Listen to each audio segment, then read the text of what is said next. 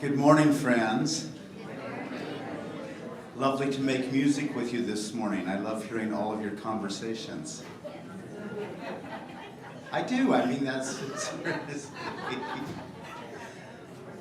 Let's sing around this morning. Doesn't that sound like fun? I know.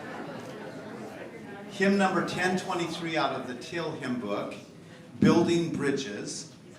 If you're joining us online, you can find the lyrics posted in the chat. The lyrics will also be posted up here on the board. Let's just try it together one time, and then we'll break up into groups for singing it. Here we go. Building bridges between our divisions, I reach out to you, will you reach out to me? With all of our voices and all of our visions, friends, we could make such sweet harmony. Again, building bridges between our divisions, I reach out to you, will you reach out to me? With all of our voices and all of our visions, friends, we could make such sweet harmony. Not too hard, huh? I thought we'd divide up about 17 different places. I'm just joking. I know, quantum round. We'll start over here, and you go 3 times through the whole piece, and then I'll bring you in, and then 3 times through over here. All right? I've got to take those glasses off or I can't see your faces. Here we go. 2, ready, and building bridges between our divisions. Building bridges between our divisions. I reach out to you, you reach out to our visions. With all of our voices and all of our visions. Building bridges between our divisions. I reach out to you, you reach out to visions. I reach out to you, you reach out to our visions. With all of our voices and all of our visions. Building bridges between our divisions. I reach out to you, you reach out to visions. I reach out to you, you reach out to our visions. With all of our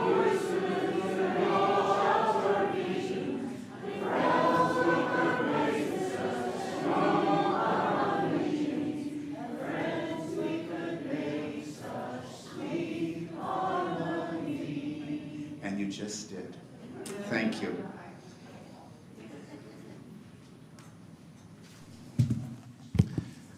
Good morning. Welcome to the Olympia Unitarian Universalist Congregation. Our community envisions an interconnected world that is loving, just, and healthy. We commit to living out our mission to welcome and wonder, embrace and empower, bridge and become. Thank you for joining us today. You are welcome just as you are. Whatever beliefs sustain you, whomever you love, however you understand and express your identity, and in all the ways that you are becoming the person you will be. My name is Curtis Tanner. I use he, him pronouns, and I am a member of the worship arts team. I'm a tallish white man with brown, graying, curly hair. I have glasses, and I'm wearing a green shirt and a sharp black tie in celebration of St. Patrick's Day. Leading worship with me today is Reverend Sara Lewis, the Director of Community and Faith Development, joined by Troy Fisher, our music director. Also here today is Whitney Godby. Whitney is a new member of the worship arts team. Whitney, thank you so much for offering your service to our shared ministry. Here are a few things you should know about our service today. We are streaming live on Zoom and YouTube. Welcome, all you out there. And the service is being recorded. For those of you here in the sanctuary, you can see the sometimes creative, often somewhat accurate subtitles on the screen in front of you. And if you're on Zoom, you will also see captions. Over here, we still have some space in the fluffy chairs and things to do with little hands. We are a multi-generational community, and we value our young ones. Kids, babies, and even teens are welcome in the sanctuary. There is also a nursery care and a storytime program for children in the classroom wing. We are grateful for the many hands that helped make worship happen this morning. Thank you to all who have contributed in so many ways. After the service, everyone will have a chance to discuss reflection questions offered by Reverend Sara. For those online, we invite you to go into a breakout room for a virtual coffee chat. The middle and high school youth group meet at 11:30 today and will be exploring the theme of equity this month. Also at 11:30, after the coffee chat, please return to the main room or sanctuary for a forum with the sabbatical team, of which I'm a member, to learn more about Reverend Mary's upcoming sabbatical. This week, folks of all ages, especially children, youth, are invited to join our religious education assistant, Anissa Bentelmazzi, in some seed starting, flower pot decorating, intention setting to kick off spring on Thursday, 6:30, following the community dinner. The stewardship drive is off and running, or leaping, I should say, as we take a leap of faith. As of yesterday, there are 128 pledges committing $344,980, almost $350,000. Thank you to those of us who have pledged so far, and if you have not pledged yet, or if you have questions, visit the stewardship table in the Commons, find Carmel, she's wearing green, after the service, or visit a website at the link in the chat. Please stay immediately after the worship service. We will have a drawing for fabulous prizes for all of you who have pledged so far. Last, please join us next Sunday, March 24th, from 1:30 to 4:30 p.m. for an introduction to grief ritual workshop. This will be led by Peter Jabin, a spiritual director and grief counselor, and therapist Sienna Tenensi. This is an opportunity to practice how we transform grief in all areas of our life and world. Look for more happenings for this important event and the many other happenings at OUUC at the Tuesday update. Now, let us open our hearts and minds as we prepare for worship. It is good to be together.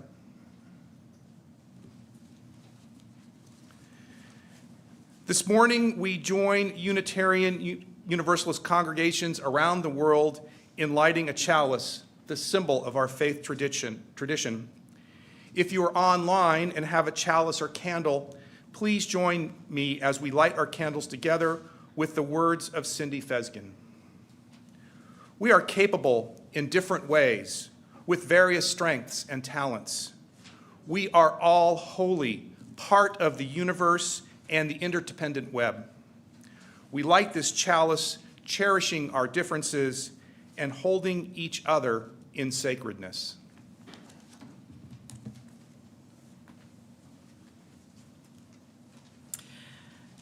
Good morning. I'm Reverend Sara. I use she, her pronouns. I'm a middle-aged white woman with dark brown short hair, wearing a green shirt and a black stole today. And our opening words are offered by Vanessa Rush Southern.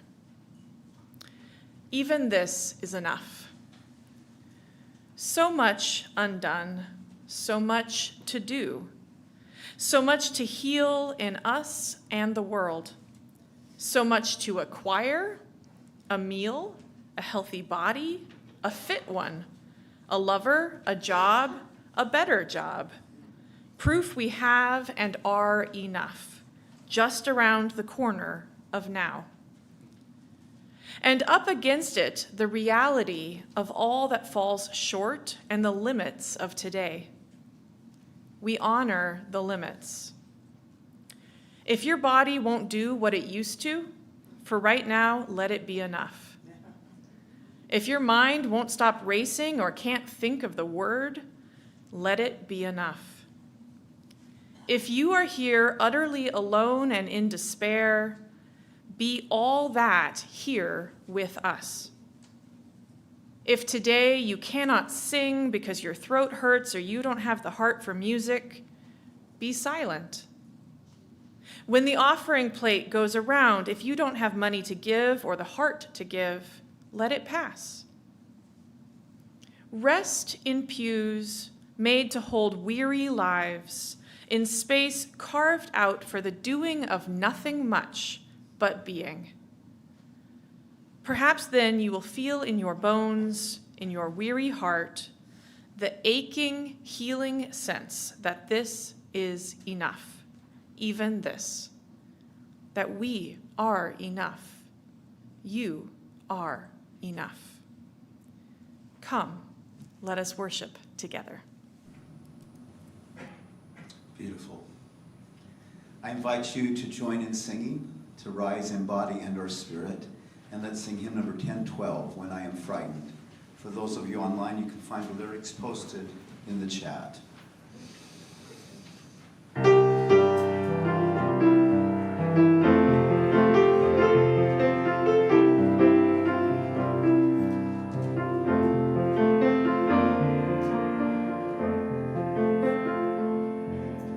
When I am frightened, will you reassure me? When I'm uncertain, will you hold my hand? Will you be strong for me? Sing to me quietly.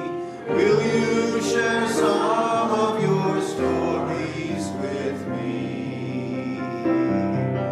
If you will show me compassion, then I may learn to care as you do. Then I may learn to care.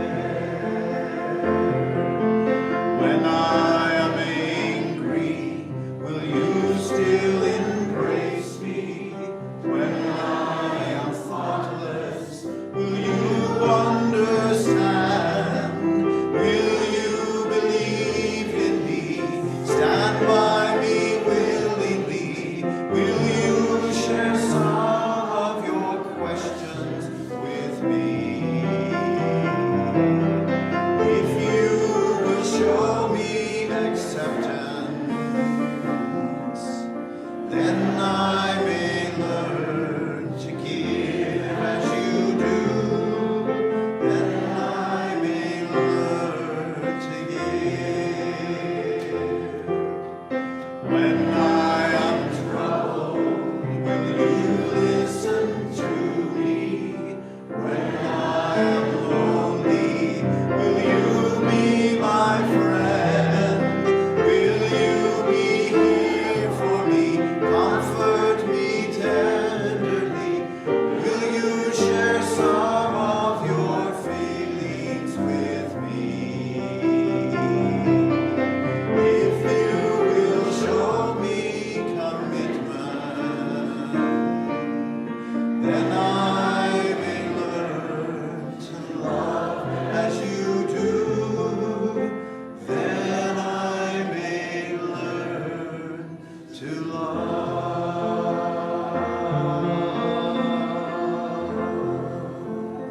Thank you for singing.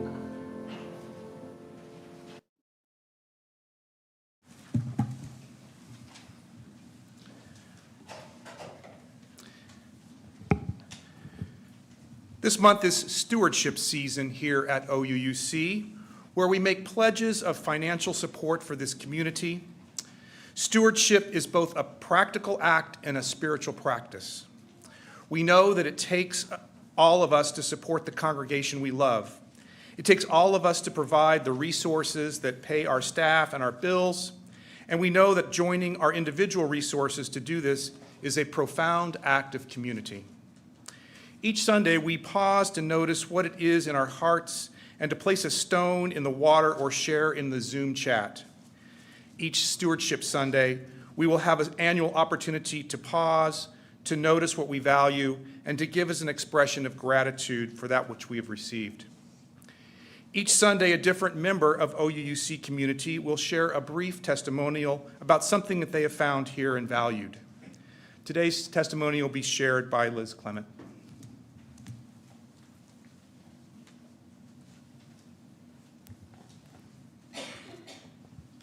Good morning. My name is Liz Clement. I use she, they excuse me. I use she and they pronouns.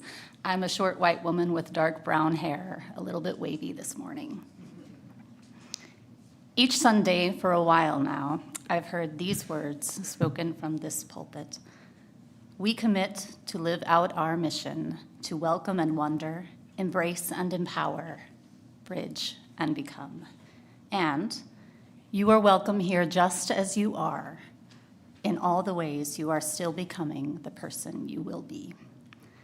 I find comfort in their rhythm and in the assurance that they offer.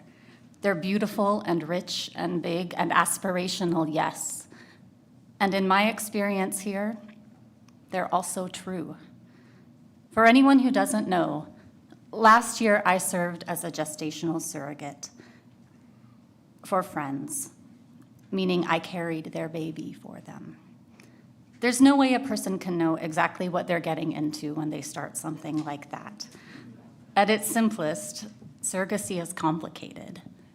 And at its easiest, it's hard. And for me, it's also been a life-affirming and in many ways healing experience, part of my becoming. And OUUC has been here for it, with real acceptance and full support of me walking this unusual path. Before I decided to go ahead and give it a try, I told very few people what I was thinking about. I knew I'd need support, yes, and I couldn't imagine doing it without theirs specifically. Well, life happens, and in the time between just thinking about taking those first steps forward to see if this was even something that I could do, and carrying sweet baby Flynn, seeing if that was even possible, and then actually giving birth, a lot of life happened. One of those people I talked to died. With one, a relationship just changed. And with others, their own things came up and needed tending. Life happens. When my entire birth support plan fell completely apart, again, this wasn't the first time, just weeks before Flynn's due date, people from this congregation showed up. Someone volunteered to help me figure out what help I needed, and very importantly, how I felt comfortable receiving it. And then they spent probably hours working to organize it. Others filled my freezer with food, my mailbox with cards, my arms with hugs, and my time here with thoughtful and caring conversation that sustained my own faith and trust that I would make it through whatever was ahead. They were mostly small, simple things in a moment, but in such a tender and vulnerable time as that, they meant the world. This community really showed up for me, and it continues to. And I look forward to showing up, embracing, empowering, and bridging in whatever ways I can for others here now and in the future, as we all continue to become the people who we will be. Thank you.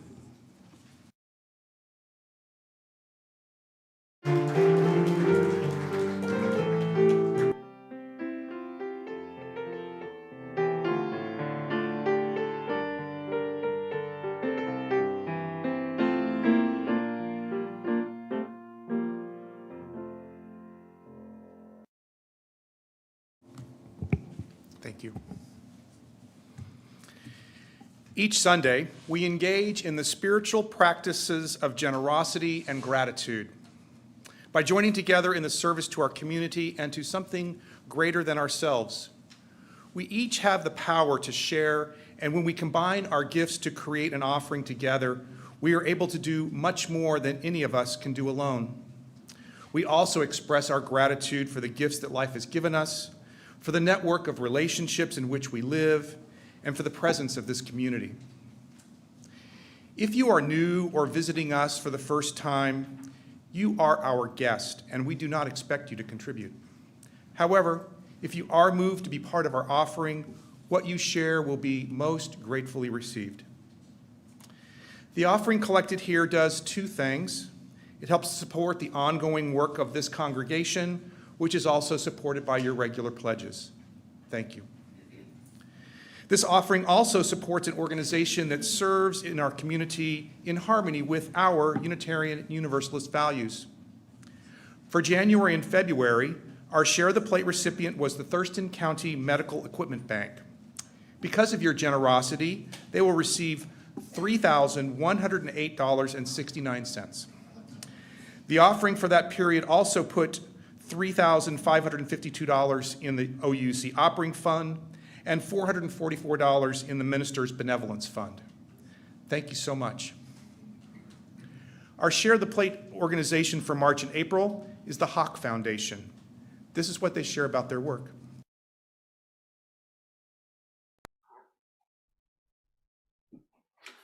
Greetings, everyone. Good. My name is Javon Bird, the Executive Director of the Hawk Foundation for Research and Education in African Culture. We're an Olympia-based nonprofit that works in African music education, partnering with the Olympia school districts. We also partner with the with the city of Olympia, providing African American and African-centered programming that's for the whole entire community. For the last couple of years, we've been working with the Olympia school districts, providing world music education and letting students enjoy African music and see how much of a global society that we live in. We're excited and we're thankful that we were chosen for this grant opportunity. And this funding will actually help us to continue to promote our programs in schools and within the community. Remember, most of the programming that we do is completely free for the students. So they're able to come in, learn about different culture, learn about things that they might not get a chance to learn about in school and in class, like, African drums, African history, African American history. And most of the students, well, actually, I'll say all of the students who come into our program, they really, really love it. So I'd like to say again, thank you all for considering us as an organization that you would like to fund. And I look forward to continuing this partnership and continuing to work with the city of Olympia and spreading world culture and music.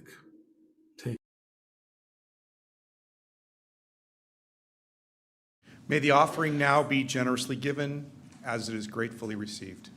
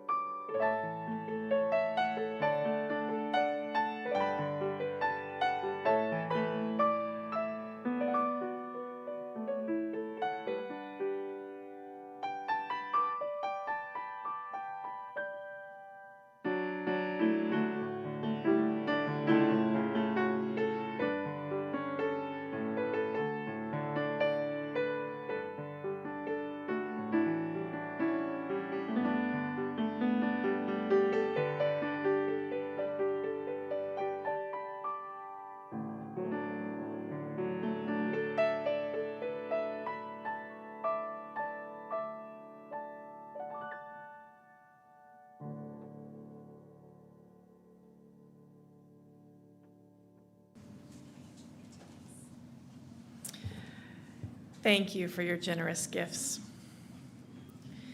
We came together this morning bringing all that is in our lives. Let's open our hearts to the complexity of life as we place stones in the water of community. You will hear a drum beat as we share today. It brings into our awareness that our individual hearts beat, and together we create the heartbeat of community. So right now, I invite you to take a breath as we open our hearts to receive the complexity of all that is in our lives and our communities today. Hawthorne Campbell shares that Mother Kathleen has tested positive for COVID, compounding her existing health concerns. This came as a surprise to the family because Kathy has been a strong proponent of preventative measures such as vaccines and masking. Please keep Kathy and her husband Mike in your thoughts as Mike tends to Kathy at their home in Alabama. This week marks the 4th anniversary of when we shut down for the global pandemic that changed the world. We place a stone in the water for the millions who died, for those who live with long COVID, and for those who mourn. And we place another stone in the water with thanks for the resilience and for this community. For those online, I invite you to share from your heart by entering in the chat. Those in the sanctuary can see your sharing on the screen. And for those in person today, I invite you to come forward if there is something you would like to bring into the community. You may place a stone in the water as you hold your sharing in your heart. Please come up through the side aisle and return by the center aisle. Let us hear the heartbeat of our community and reach out our hearts in love and care to all those who share.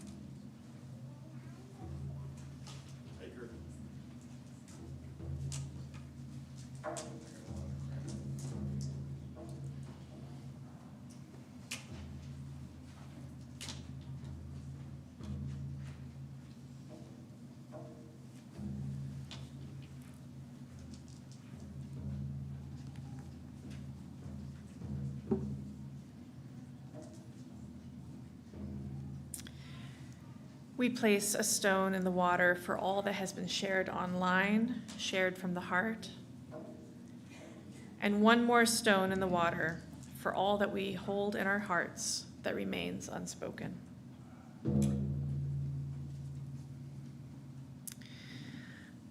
And now please find a position that best supports your ability to breathe, to be, to enter into a spirit of prayer or meditation. And I invite you to notice your heart. If you want to place your hands on your heart, and if you're comfortable doing so, feel free. If you're comfortable closing your eyes,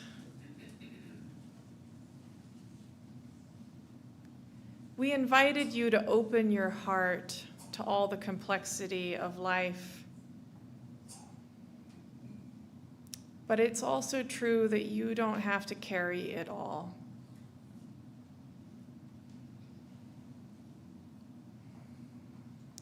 Notice your heart beating.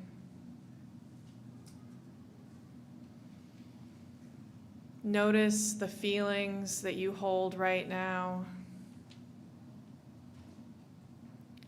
Notice the breath coming in and out.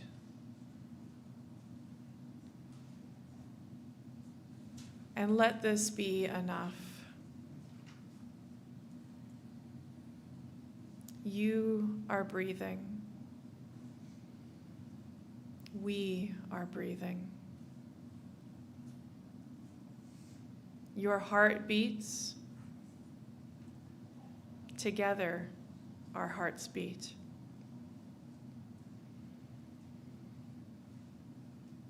And let us just be together for a few moments of silence.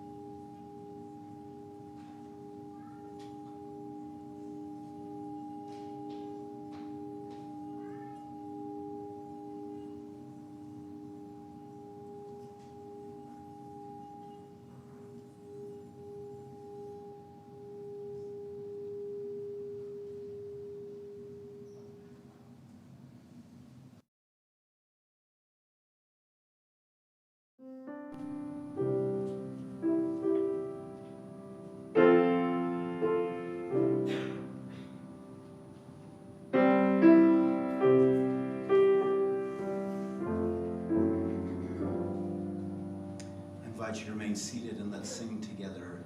Come by here.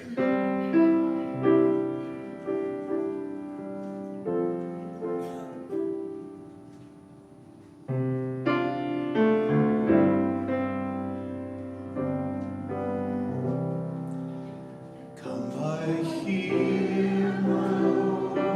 Come by here.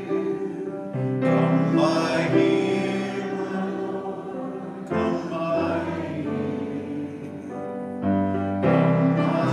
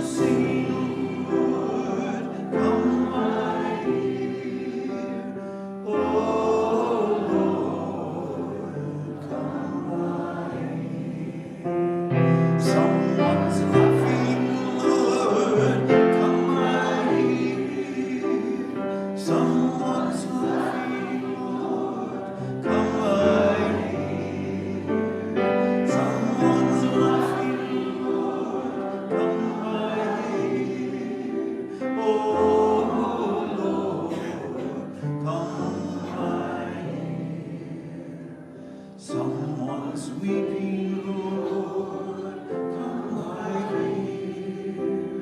Someone's weeping, Lord, come by here.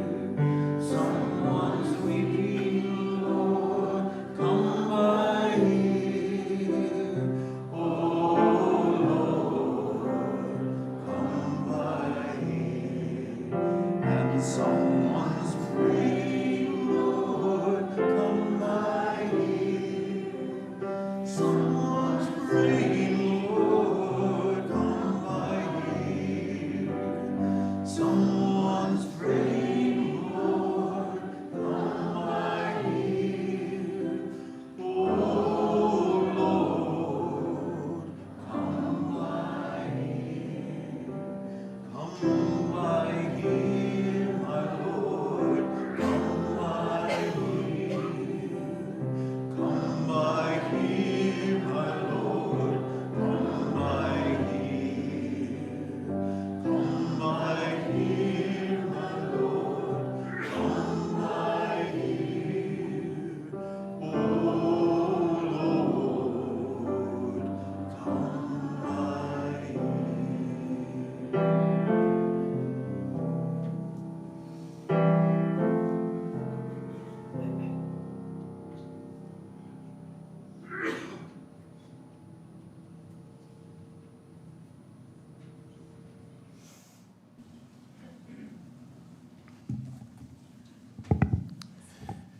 Today's first reading is an excerpt from the lyrics from the song The Competition by Kimya Dawson. I'll tell you, I listened to the song quite a few times over the past week and thought about singing it, but just couldn't quite get there. I do encourage you to look up the song online and listen to it. This song from Kimya Dawson, The Competition. I never wanted to be better than my friends. I just wanted to prove wrong the people in my head, the ones who told me I'd be better off dead, the ones who told me that I would never win. When I delivered newspapers, they said I was too slow. When I was a barista, they said I made lousy foam. When I worked in retail, they said I was a slob, much too dumb for school, much too lazy for a job. So I rode my bike like lightning. I made cappuccinos that would make the angels sing, took 2 showers a day and dressed up like a princess, shook my own fist in my own face and said, I'll show you who's the best.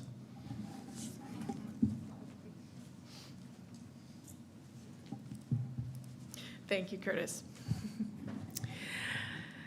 So, a cautionary tale about the idea of enough is found in the Brothers Grimm collection of tales and is called The Fisherman and His Wife. In this story, there is a humble but happy and good fisherman and his rather cranky and unhappy wife. Not sexist at all. And they are living in poverty and eking by on his only moderate success at catching fish. And then one day, the fisherman catches a beautiful, huge fish, a fish big enough to feed a family for a week. But that's not even the most amazing thing about this fish, because this is a magical fish that can talk. And it's a magical fish that grants wishes. And so in exchange for its life, it grants a wish. And the fisherman wishes for a better house, enough money to be secure, a milk cow, and some chickens. He gets home and finds his wife is so happy. And he tells her the whole story, and they are so happy with their better life. Until the next day, when she wakes up and looks around and says, "Is this the best you could wish for?" Now, for those who hate to leave a story dangling, just know that from there, they go bigger and bigger and bigger, and she is never happy until she reaches too far and they end up tumbling all the way back to where they started in poverty. Moral of the story, like so many of these stories, be careful what you wish for. But isn't that just so very true of most of us? Not that we'll all get a magical fish or any other chance to make a wish, probably not. But that once we have what we've been wishing for, the luster starts to dull and we look around and think, what next? Psychology has given us a fabulous name for this phenomenon, the hedonic treadmill. Hedonism, the pursuit of pleasure, placed on a treadmill so that no matter how much effort we put in, we aren't actually going anywhere. The hedonic treadmill tells us that we tend to have a baseline of happiness or feelings of well-being, and that even after we have a bump in circumstances, we will rather quickly adjust back to our old baseline. Which leaves us back to chasing the next thing, whatever that might be for us. Of course, calling it the hedonic treadmill and defining hedonism as the pursuit of pleasure makes it sound like a decadent and unnecessary thing. Just stop, we might say. Be humble, make do. Well, despite that rather puritanical impulse to tell people to just be nobly happy with less, to give up their lattes and avocado toast, and then they'll be able to make rent, not everything we are striving for can be so easily separated from our own security and well-being. The fact is that there are actual baselines of well-being, and that it really does suck to fall below those baselines. And it's a constantly moving target to know where we will have enough. Enough status, enough reserves, enough stuff, enough prestige to be able to weather the storms of the future and still stay relatively secure, well, and happy. And so we aren't just pursuing pleasure. We're also pursuing security. And we're pursuing status. It's all wrapped up together. Evolutionary theory tells us another story about how we humans as a species have evolved with wiring to seek out status because it will give us the best choices of food, shelter, and mates. And like our animal cousins, the displays that bring us various kinds of status may not make a lot of sense sometimes. If you think we humans are somehow above being motivated by peacock feather tails or bright, colorful baboon butts, nope. We play the status hierarchy shuffle all the time with possessions, fashion, clothing, style, number of likes on a social media post, and in a myriad of other ways. These status placements have real impacts on our lived well-being, too. For instance, I read an article in The Economist this year that noted that when women who are considered obese, and I'm not going to take time on it today, but this whole concept of the body mass index is BS, by the way. Well, when these women lose weight, statistically the effect on their income levels is the same as earning a master's degree. Now, you can't tell me this isn't about the supposed attractiveness and perceived status of certain body sizes. Now, by the way, this is also true of height. The National Institute of Health reports that for both men and women, a 1-inch increase in height is associated with 1.4 to 2.9% increase in weekly earnings. Can we resist hierarchy? I believe we can. But it's not easy. In some ways, it's our nature. As Loretta Bruning writes in I, Mammal, How to Make Peace with the Animal Urge for Social Power, quote, "You may say you're anti-status, but if we filled a room with people who said that, they would soon form a status hierarchy based on how anti-status each person claims to be."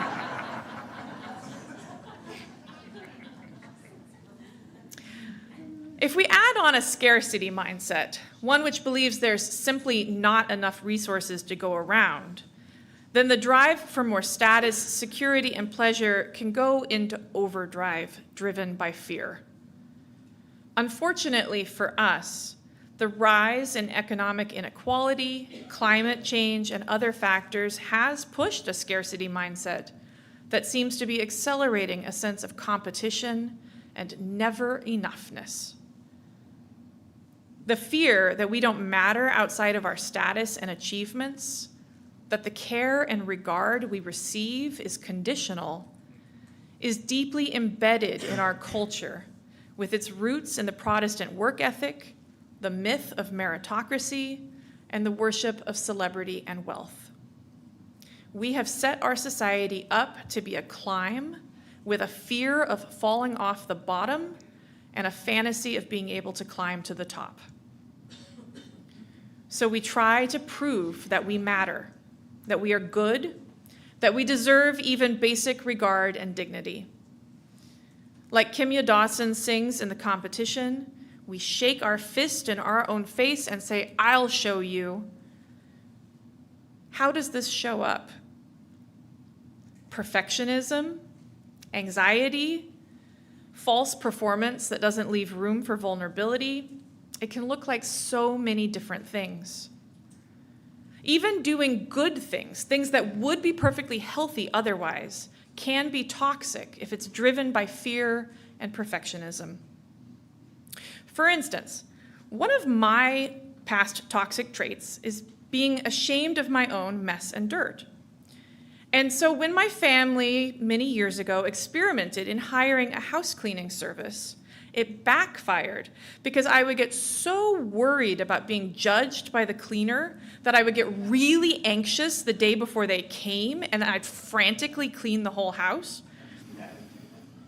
Now, there is a part of me that just appreciates having a clean environment and home, but it was obscured by unhealthy fear and anxiety about being judged as lacking and of not being good enough. Perfectionism can also backfire completely. For many, we can't ever be good enough, so we might give up completely. Take someone who wants a really clean house, for instance. Perfectionism around that can look like an episode of Hoarders, because when it can never be clean enough, we may be pushed to the point of being unable to do anything at all. All right, I have one more bummer truth to drop now before we get to the good stuff in part 2. And that is that we are also suffering from way too much. Specifically, too much connection and too many choices. We have too much connection through social and traditional media, flooding us with more people to compare ourselves to, more concerns and causes for fear, and more examples of things that we should do or should care about. And we have so many choices, overwhelming us with options.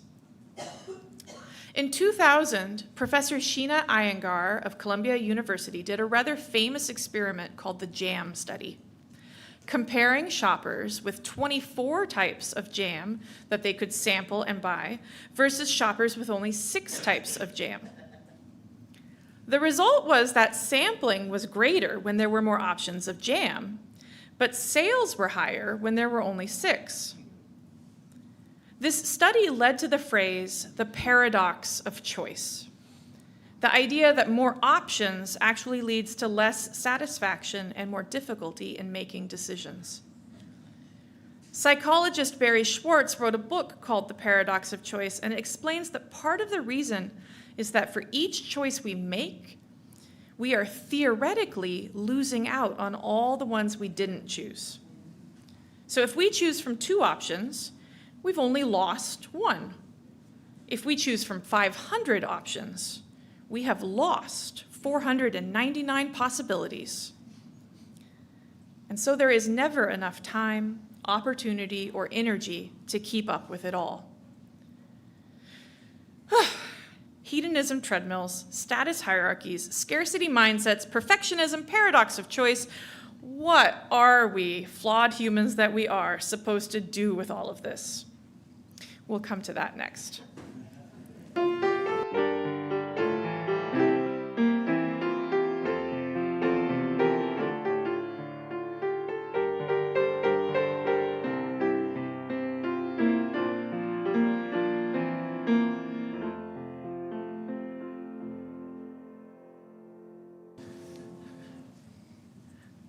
Today's second reading comes from Robin Wall Kimmerer's book, Braiding Sweetgrass.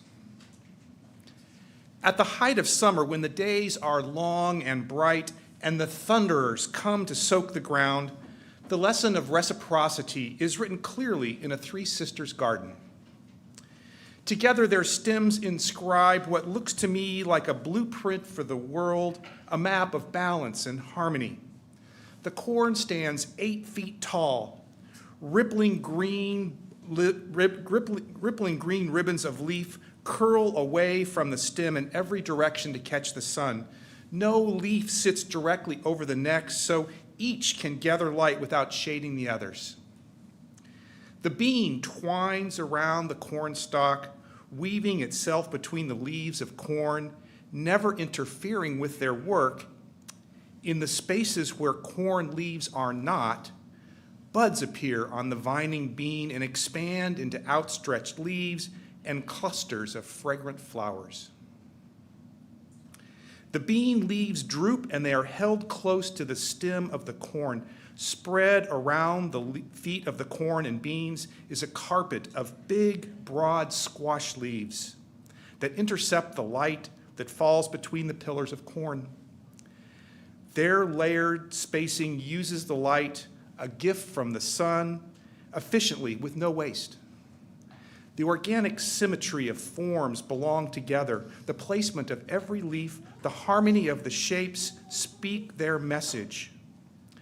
Respect one another, support one another, bring your gift to the world and receive the gifts of others, and there will be enough for all.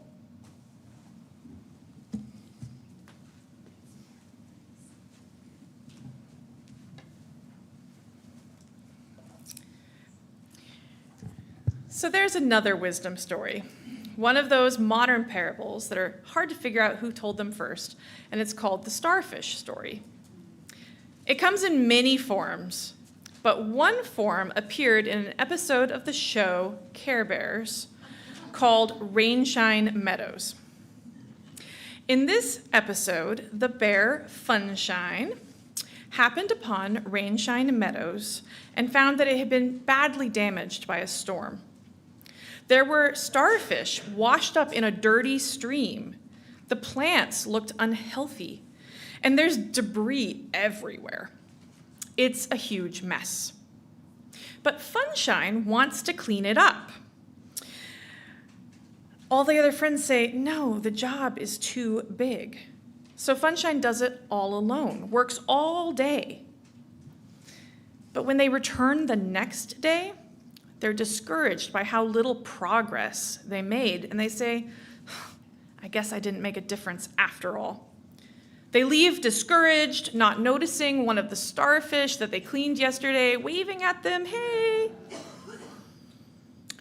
Now, seeing how sad Funshine is now, the friends say, oh, we should have helped. And they go out to Rainshine Meadows to check on it.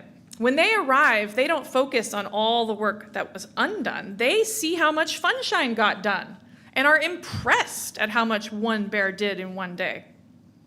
And so they all jump in, cleaning up parts, and you probably guessed the end. They all do it together. Rainshine Meadows gets cleaned up. Funshine is happy. Yay! Care Bears care a lot.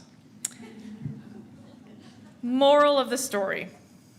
You make more of a difference than you think you do. And we can all do this if we do it together. Now, let's look at a bit of what works in this story, which models many of the teachings and practices of enough. The first is the idea of the next right thing. Now, this is a powerful practice of enoughness that can be found in many spiritual and faith traditions, of becoming aware of the moment we are in right now and simply choosing the next right thing for this moment. Wayne Muller writes of it in his book, A Life of Having, Being, and Doing Enough, this way. Quote, every single choice we make, no matter how small, is the ground where who we are meets what is in the world. And the fruits of this essential relationship, the intimate, fertile conversation between our own heart's wisdom and the way the world has emerged before us, becomes a lifelong practice of deep and sacred listening for the next right thing we are required to do.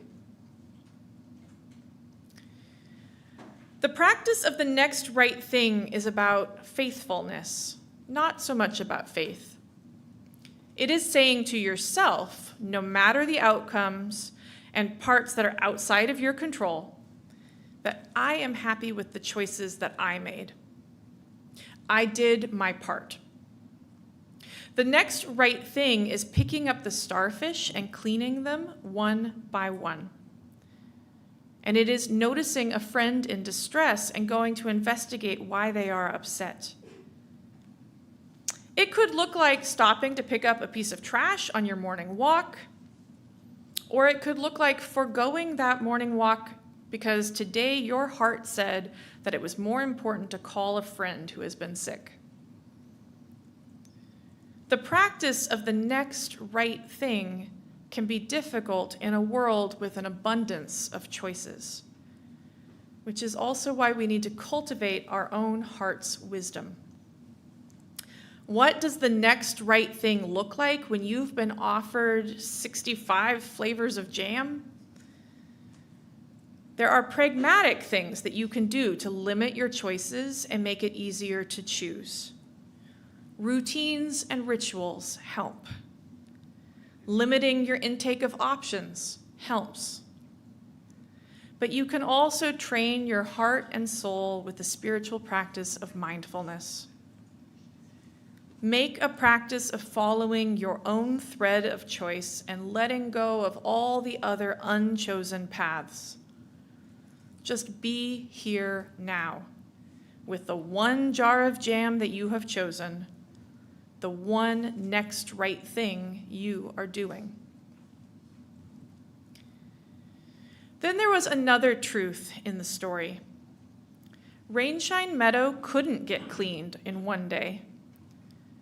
And although in the story they do get Rainshine Meadow all fixed up, in the real world we know that even after we have cleaned up a place, another storm may come and undo all that we have done, or the work itself may simply be too immense to complete in one lifetime.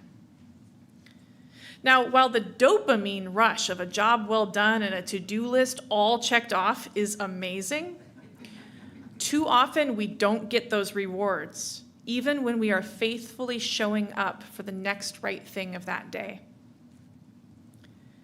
This truth is emphasized in Buddhism. While the Eightfold Path is full of right things, right speech, right thought, right action, plenty of next right things for us to do, nowhere is there right outcomes. We don't get that guarantee. We can do everything right, and it still may not work out, or work out when we wanted it to.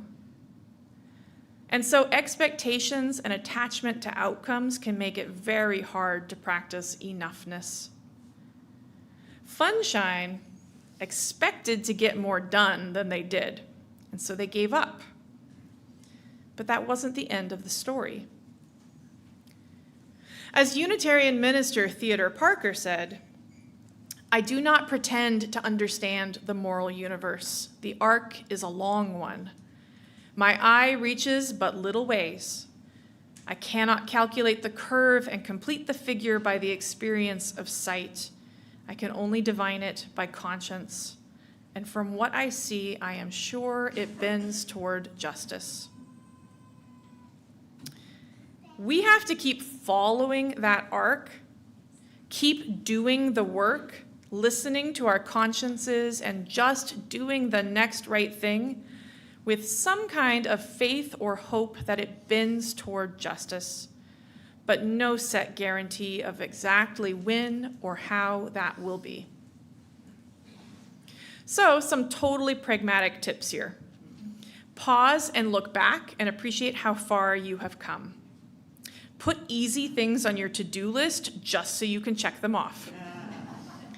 Whistle while you work and gamify the long slog in whatever way works to give your brain chemistry little hits of reward chemicals.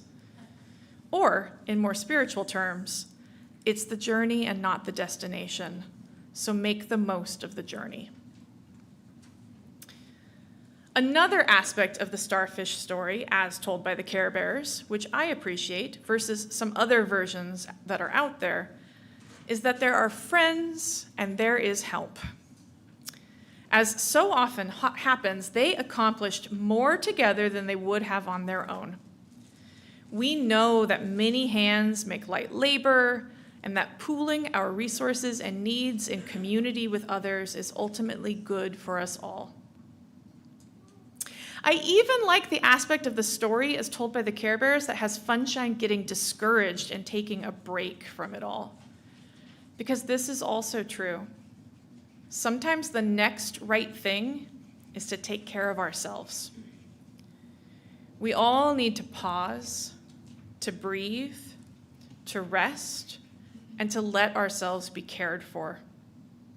Now, even Jesus modeled this practice. When he accepted the expensive oils poured over his feet, his disciples were disturbed by the seeming wastefulness. Shouldn't something so expensive be used instead to feed the poor? And Jesus answered that the poor will always be with us. Now, that little bit of teaching is misused all the time by folks who use it to justify ongoing inequity. But that wasn't what Jesus was saying or showing at all when he clearly spent most of his time, life, and effort to end poverty and help the poor. That's just it. The work will always be there. So every now and then, pause and let yourself rest from the work. Every now and then, accept a gift that is offered to you, a moment of grace for you. Pause and breathe when you need to. There will be someone else to hold the work while you rest, each in turn.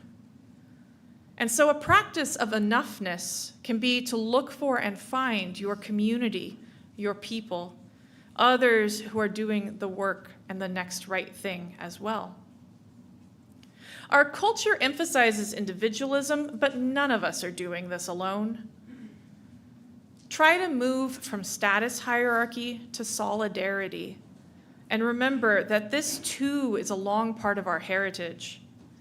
In fact, none of our ancestors did it alone. All along the way, our survival and evolution has been communal. We are a social and cooperative being just as much as a competitive one. In fact, looking to the communal good can be a powerful practice of finding enough. Rather than seeing a scarcity that requires that we compete with one another, when we see that our best interest is inextricably bound with the best interests of others, we need not strive to stand above or gain status, but can instead work with care and mutuality. For sure, this practice would be aided by some different choices at a societal level. Cultures with stronger social safety nets see more relaxed and communally minded members. If the ordinary was more livable and secure, we wouldn't have to compete to be extraordinary. We could instead devote ourselves to being good and being happy.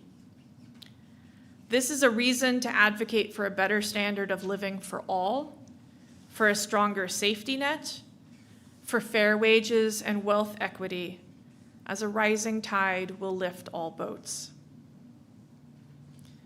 And one final practice can bring us to good enough: gratitude and an appreciation of abundance. Faith traditions and psychology are united in telling us that practicing gratitude is good for our hearts and minds, that it can, in fact, make us happier and more generous, to make a practice of noticing what we have received and what we have to be grateful for.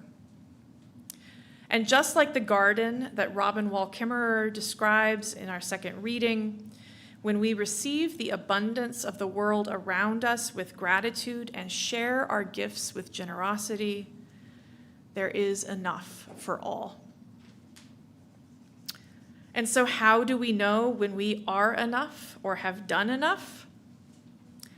It's a practice, a choice, and a verb, not a destination. I am enough. You are enough. Together, we are so enough. Let's take just a moment to let that sink in.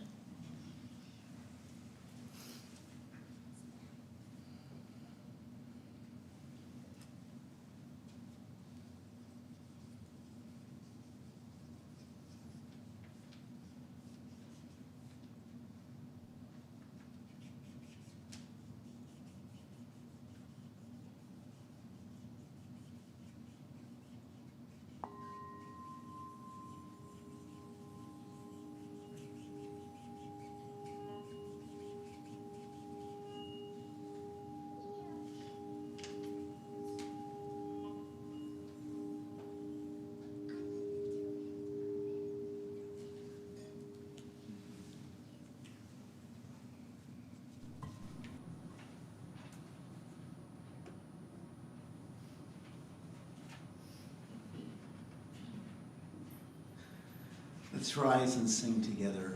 How could anyone? Hymn number 1053.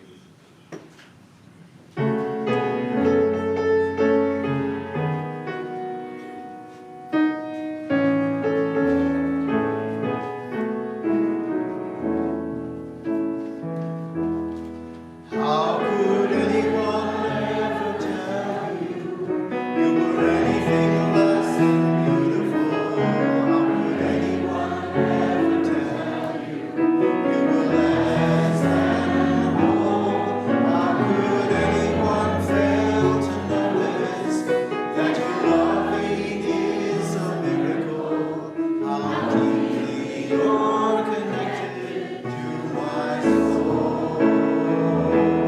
How could anyone ever tell you were anything less than beautiful?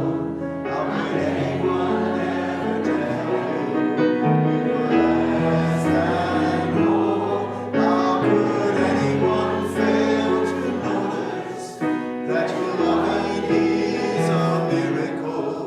How deeply you're connected to my soul.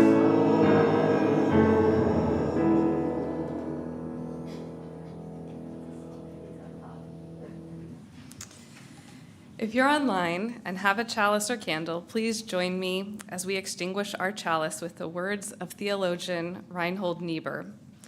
Nothing that is worth doing can be achieved in our lifetime. Therefore, we must be saved by hope. Nothing which is true or beautiful or good makes complete sense in any immediate context of history. Therefore, we must be saved by faith. Nothing we do, however virtuous, can be accomplished alone. Therefore, we are saved by love. Please stay for a moment of community fun and celebration as we draw some fabulous prizes. I invite up our stewardship campaign team.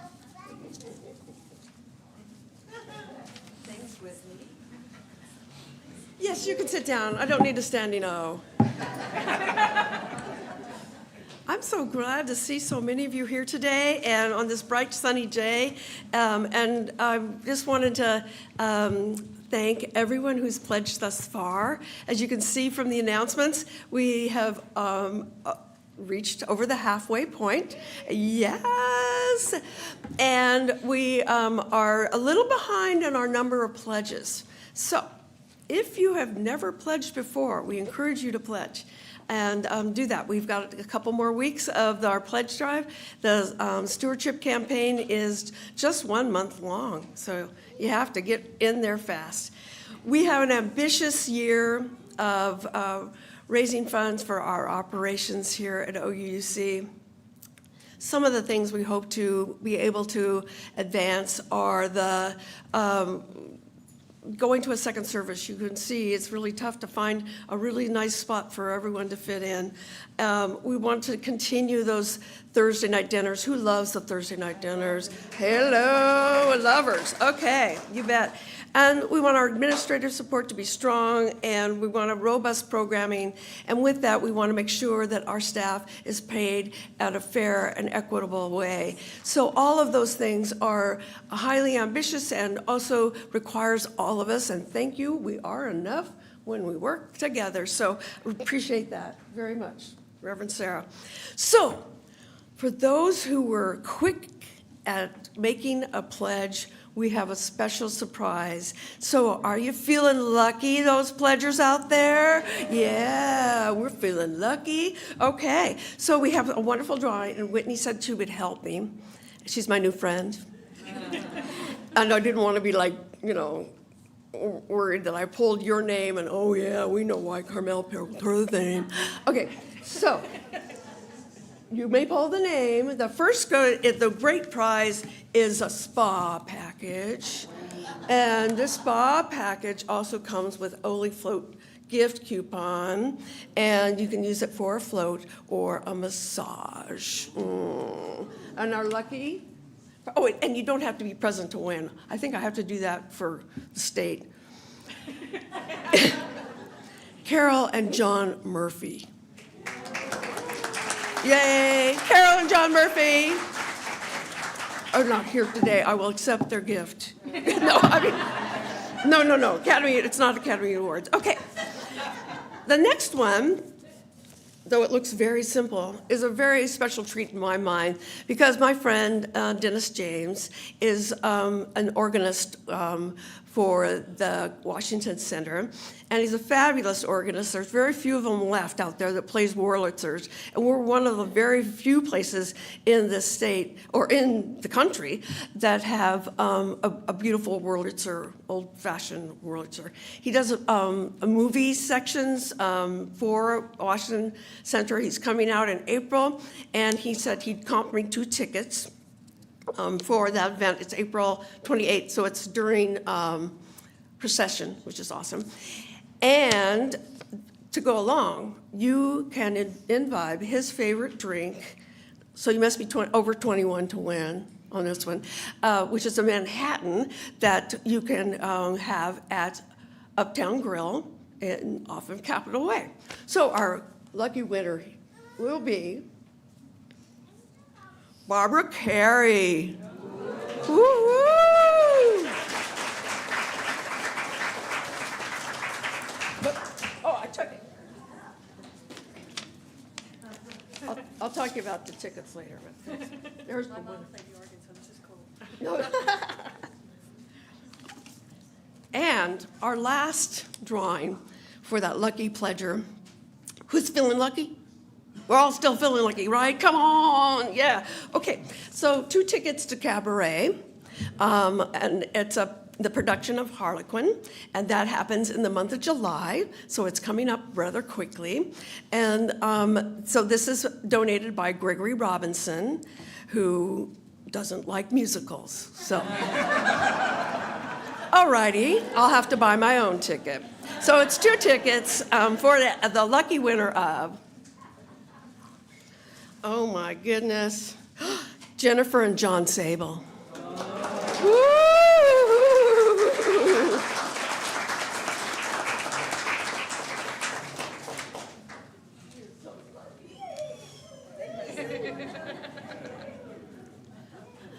Thank you all for pledging early and getting us off to a good start, and really hope that the folks that are not here and the folks that haven't pledged yet will do so today. Thank you.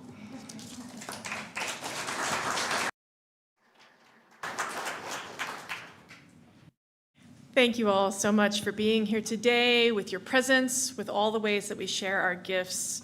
Go now in peace, go in love, go in glorious enoughness. Blessed be on this sunny day.